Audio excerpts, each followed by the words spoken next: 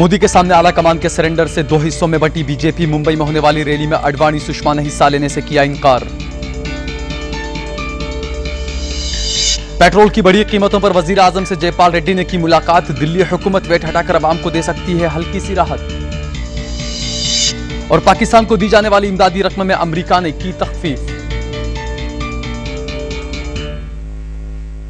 मुल्क भर में पेट्रोल कीमतों में इजाफे के खिलाफ जारी मुजाहरों और तंकीदों के बीच वजीर पेट्रोलियम जयपाल रेड्डी ने वजीर आजम डॉक्टर मनमोहन सिंह से उनकी रिहाइशगाह पर पहुंचकर आज मुलाकात की है। बताया जा रहा है कि पेट्रोल की बढ़ी कीमतों को लेकर दोनों के बीच बातचीत हुई है।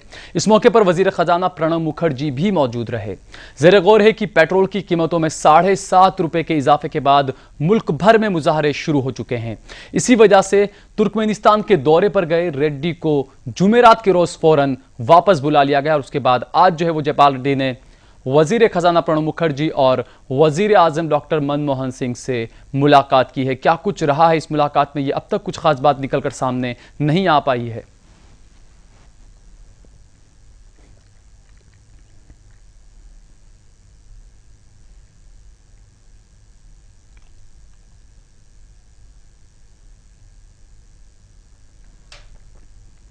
दरअसल पेट्रोल की बढ़ी कीमतों से परेशान दिल्ली की आवाम को थोड़ी सी राहत मिलने के इम्कान हैं। दरअसल दिल्ली हुकूमत पेट्रोल पर लगने वाले वैट को कम करने जा रही है। 28 मई से शुरू हो रहे दिल्ली हुकूमत के बजट इजलास में इसका ऐलान किया जा सकता है। वजीर आला शीला दीक्षित ने पेट्रोल पर लगने वाले वैट को कम करने के इशारे दे दिए हैं। ज़ेर गौर है कि दिल्ली में मौजूदा वक्त में पेट्रोल की कीमत 73 रुपये 18 पैसे फी लीटर है। दिल्ली में 20% वैट है जो कि कुल कीमत का 12 रुपया है। हालांकि अभी दिल्ली हुकूमत ये साफ नहीं कर पाई है, नहीं किया है कि वो कितना फीसदी वैट कम करेगी, लेकिन जानकारों के मुताबिक इसे 20% से कम करके 12.5% किया जा सकता है, जिससे कि दिल्ली की आवाम को पेट्रोल की कीमतों में 3 से 4 रुपए तक की राहत मिल सकती है। वाज़ेह रहे कि पेट्रोल की कीमतों में 7.5 रुपए के इजाफे के बाद मरकजी हुकूमत ने कांग्रेस के इक़्तिदार वाली रियासतों से वैट में कमी करने को कहा था, जिससे कि आवाम को थोड़ी राहत मिल सके। गुज़िश्ता बार जब डीजल की कीमतों में इजाफा किया गया था तब भी दिल्ली हुकूमत ने वैट की कीमत में 73 पैसे की तखफीफ कर दी थी।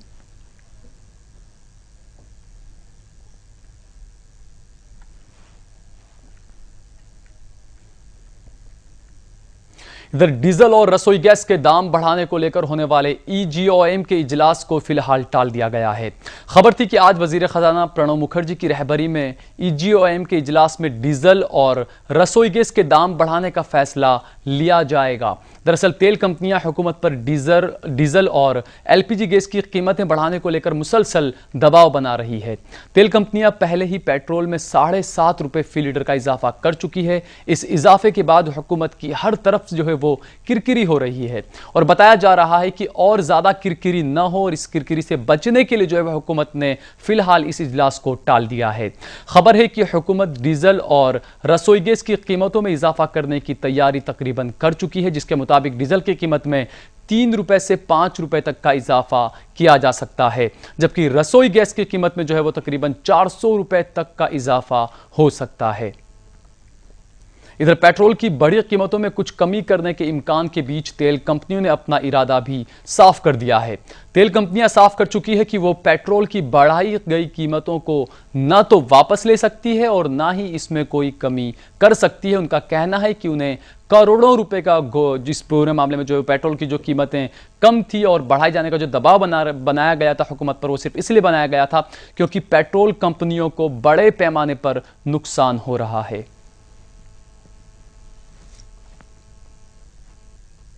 इस बारे में तफसीलात से बातचीत के लिए हमारे साथ जुड़ रहे हैं हमारे मुआविन यासीन। जिस तरीके से पेट्रोल की कीमतें बढ़ाई गई, जो फैसला लिया हुकूमत की तरफ से, हालांकि हुकूमत की तरफ से बयान आए कि ये फैसले से हुकूमत का कोई लेना देना नहीं है, ये फैसला हुकूमत का नहीं था, पेट्रोल कंपनियों का फैसला था। उसके बाद आज जो है वो EGOM के एक इजलास होना था। इस इजलास में फैसला लिया जाना था कि गैस और डीजल की कीमतें बढ़ाई जाएगी, लेकिन इस इजलास को टाल दिया गया है। और जी सर, मैं आपको बता दूं कि EGOM की बैठक होने वाली थी आज, इस मजलिस को रद्द कर दिया गया है, मुस्तलिद कर दिया गया है।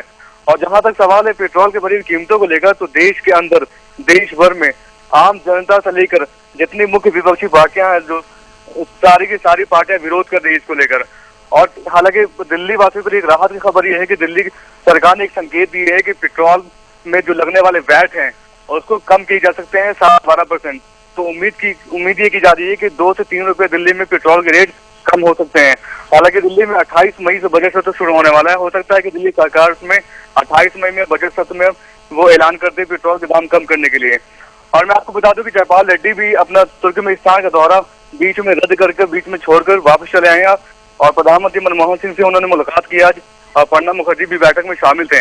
हालांकि वाज़ेह नहीं है कि इस बैठक में क्या हुआ, लेकिन उम्मीद की जा रही है कि सरकार अब कोई अहम फैसला ले सकती है इस मामले को लेकर।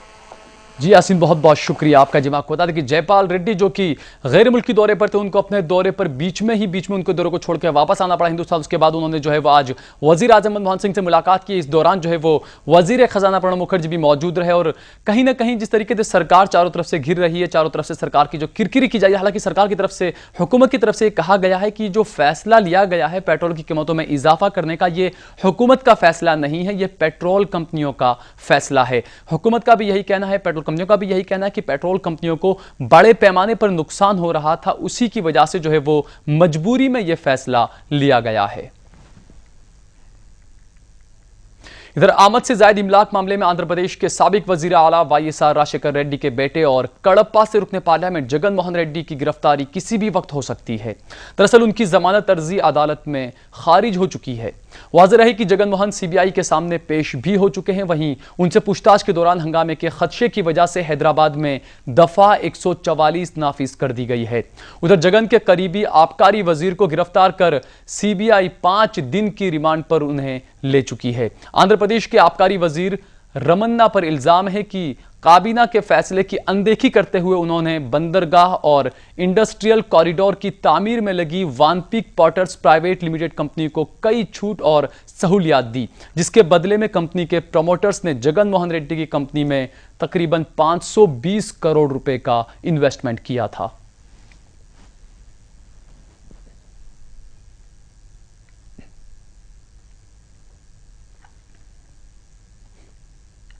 बदउनवानी के खिलाफ लड़ाई लड़ रही टीम अन्ना में एक बार फिर से दरार की खबरें हैं।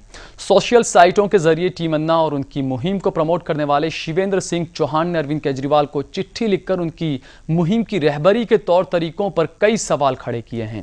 दरअसल केजरीवाल ने इल्जाम आयद किया था कि शिवेंद्र जमहूरी तरीके से काम नहीं करते हैं और उन्होंने कई बार सोशल मीडिया में कैंपेन के बारे में एक तरफा फैसला लिया था।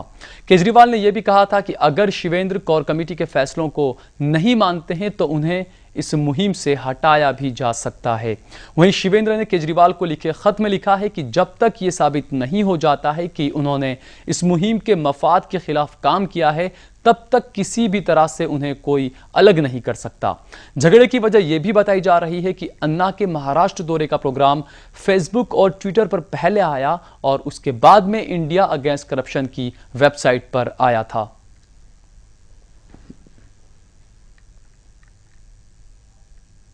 वहीं टीम अन्ना के मेंबर प्रशांत भूषण का क्या कुछ कहना है इस पूरे मामले पर, आइए सुनते हैं। शिवेंद्र अकेले कंट्रोल करें, अकेले मैनेज करें या उसके लिए कोई कमेटी होनी चाहिए। और ये उनसे बोला गया था कि भाई अकेले सारे डिसीजंस लेना ठीक नहीं होगा, कम से कम 3 मेंबर की एक कमेटी होनी चाहिए। उसके लिए उन्होंने आपत्ति जताई। वो ये चाहते थे कि वो खुद ही इस पेज पर क्या डाला जाए ना डाला जाए उसके फैसले वो खुद ही लें। और उसके बाद जाकर उन्होंने, और उनसे ये बोला गया कि भाई आप ये इस पर अपना रिस्पांस दीजिए। उसके बाद जाकर उन्होंने ये चिट्ठी लिख दी जिसमें कि तरह तरह की चीज़ें लिखी हैं जो मुझे नहीं लगता कि सही हैं। शायद इस वजह से वो नाराज़ हो गए क्योंकि उनसे ये बोला गया कि भाई वो फेसबुक ठीक है, फेसबुक का पेज उन्होंने खड़ा किया है, चलाया है, अच्छी तरह से चलाया है, लेकिन कई बार ये सवाल होता है कि खुद अकेले उस पर क्या पोस्ट हो रहा है, नहीं हो रहा है। उधर दूसरी जानिब टीम अन्ना से निकाले गए समूद कासमी ने एक बार फिर से अरविंद केजरीवाल पर जमकर निशाना साधा है। हमारी जो टीम है, मैं अरविंद केजरीवाल खास तौर से इस पूरी टीम के अंदर वो डिक्टेटर आदमी बन करके निकला है कि वो ये समझता है कि मैं अभी भी जो है आरएस का दिमाग से उसके निकला नहीं है। और लोकतंत्र की जो मर्यादाएं हैं वो नौकरशाही और लोकशाही में फर्क देखना चाहती है कि मैंने जो बातें उठाई थी तो मुझे बाहर का रास्ता दिखा दिया गया, इसी तरह से जो भी आवाज उठाता है उसे बाहर का रास्ता दिखा देते हैं। हमारा जो मुद्दा करप्शन से था उस मुद्दे से हट गए हैं और इनकी अपनी सियासी महत्वाकांक्षाएं हैं। तो पता नहीं वो तो ये समझता है कि सारे देश के लोगों की आंखों में धूल नहीं, वो मिर्ची झोंक रहा है और इस देश के प्रधानमंत्री का ख्वाब देखना चाहता है। इसमें अरविंद है, प्रशांत है, किरण है और मनीष है। इन चारों लोगों ने अन्ना को कैप्चर कर रखा है और मैं आज भी ये कहता हूं, मुझे पूरी उम्मीद है कि अन्ना इन चारों से अलग होंगे, जैसा कि प्रैक्टिकल में उन्होंने किया भी है। रुख करते हैं हमसाया मुल्क पाकिस्तान का। अमेरिकी सीनेट की एक अहम कमेटी ने पाकिस्तान को दी जाने वाली इमदादी रकम में 3 करोड़ 30 लाख डॉलर की तखफीफ कर दी है। सीनेट के अप्रोप्रिएशन कमेटी की तरफ से जो है वो ये फैसला लिया गया है। हम आपको बता दें कि कमेटी ही अमेरिकी इंतजामिया को चलाने के लिए रकम मंजूर करती है। इस कमेटी के 30 सेनेटरों ने जो है वो पाकिस्तान को दी जाने वाली रकम में तखफीफ करने का फैसला लिया है। ज़ेर गौर है कि पाकिस्तान में उसामा बिन लादेन को मारने में CIA की मदद करने वाले डॉक्टर शकील अफरीदी को पाकिस्तान की एक अदालत ने 33 साल कैद की सजा सुनाई है। इसी से नाराज होकर अमेरिकी सीनेट की कमेटी ने डॉक्टर अफरीदी को सजा के तौर पर दिए गए हर साल के बदले 1 मिलियन या 10 लाख डॉलर की तखफीफ करने का फैसला लिया है। खबरनामे में फिलहाल इतना ही, लेकिन नजर एक बार फिर से अहम सुर्खियों पर। मोदी के सामने आला कमान के सरेंडर से 2 हिस्सों में बटी बीजेपी। मुंबई में होने वाली रैली में अडवाणी सुषमा ने हिस्सा लेने से किया इंकार। पेट्रोल की बढ़ी कीमतों पर वजीर आजम से जयपाल रेड्डी ने की मुलाकात। दिल्ली हुकूमत वेत हटाकर आवाम को दे सकती है हल्की सी राहत। और पाकिस्तान को दी जाने वाली इमदादी रकम में अमेरिका ने की तखफीफ।